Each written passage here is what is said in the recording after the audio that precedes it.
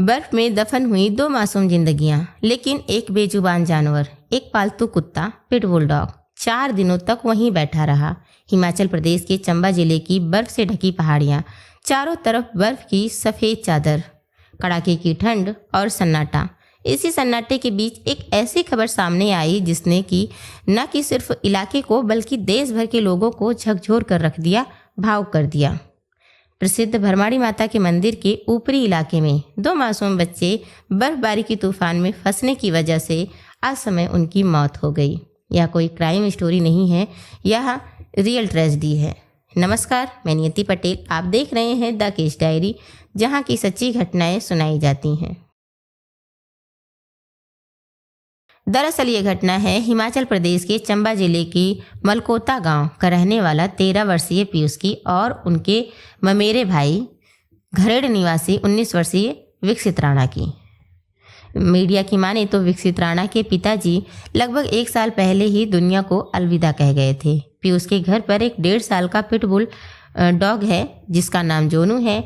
जोनू अपने घर का पालतू कुत्ता नहीं बल्कि वो उस घर का एक सदस्य है।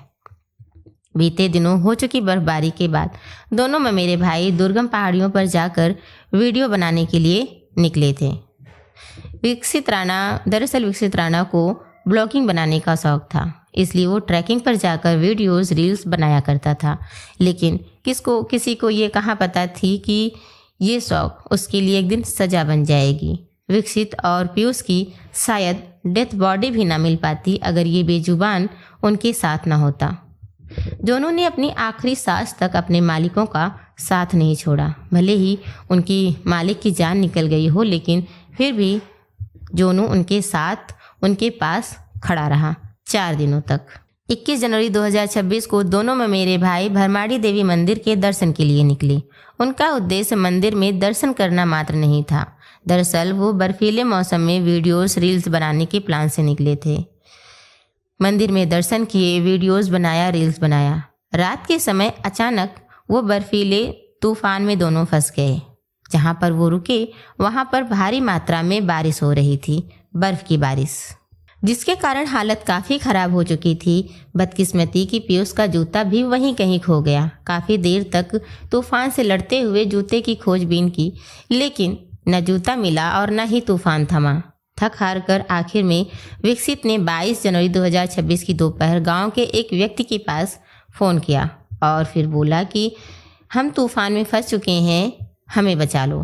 पीयूष का जूता भी यहीं कहीं खो गया है, मिल नहीं रहा है। बिना जूते के बर्फ़ में चलने में काफ़ी दिक्कत आ रही है। पीयूष की इस तरह से हालत ख़राब हो रही है, हम किसी तरह से नीचे आने की कोशिश कर रहे हैं। इतना कहने के बाद फ़ोन कट गया। कुछ समय के बाद विकसित ने दोबारा से उस व्यक्ति के पास कॉल किया। कहा जाता है कि ये कॉल आखिरी कॉल थी, लेकिन इस बार विकसित की आवाज़ में थकावट, घबराहट और डर साफ झलक रहा था। विकसित ने कहा कि पीयूष की हालत बहुत ज़्यादा ख़राब हो गई है, इसलिए मैंने उसे पीठ पर उठा लिया है। मैं आगे बढ़ने की कोशिश कर रहा हूँ, लेकिन तूफ़ान इतना ज़्यादा है कि रास्ता साफ नज़र नहीं आ रहा है। प्लीज़ किसी तरह हो सके तो ऊपर आ जाओ और हमें बचा लो। कहते कहते विकसित बोल ही रहा था कि मोबाइल की बैटरी खत्म हो गई, फ़ोन स्विच ऑफ हो गया और इस तरह से दोनों का कांटेक्ट टूट गया। गांव के व्यक्ति ने घर वालों को सूचना दी। स्थानीय लोग सहायता के लिए निकल पड़े, लेकिन तूफान इतना ज़्यादा था कि वो लोग भी ज़्यादा दूर तक नहीं जा पाए। तूफान से हार कर वापस लौट आए। कुछ समय गुजर रहा था, उनकी तकलीफ़ें बढ़ती जा रही थी। अब इस तरह से प्रशासन, राहत दल, SBRF सभी हरकत में आए और रेस्क्यू शुरू किया गया। तूफान था कि थमने का नाम ही नहीं ले रहा था। लगातार बर्फ बारिश, सोने से नीचे तापमान, फिसलन भरे रास्ते, खोज जारी थी। समय गुजर रहा था, मोबाइल स्विच ऑफ आ रहा था। लोगों की उम्मीदें टूट रही थी, लोगों की हिम्मतें हार चुकी थी, लेकिन माँ के दिल में अभी भी उम्मीद बाकी थी। अभी तक पीयूष और विकसित की कोई खबर नहीं मिली। इस तरह से दिन होता है 25 जनवरी 2026। इंडियन एयरपोर्ट के 2 हेलीकॉप्टर भी दोनों भाइयों की खोज में निकल पड़े। अगले ही दिन यानी कि 26 जनवरी को उनको बर्फ़ में धंसे हुए पीयूष राणा कि डेथ बॉडी दिखी। वहीं पास में कुछ सामान गिरा पड़ा था। जब हेलीकॉप्टर को लैंड किया गया तो वहाँ का जो नज़ारा था वो देखकर सभी रेस्क्यू टीम वाले भावुक हो गए। दरअसल उस शव के पास थोड़ी दूर पर उनका बेजुबान जानवर पिट बुलडॉग यानी जोनू खड़ा था।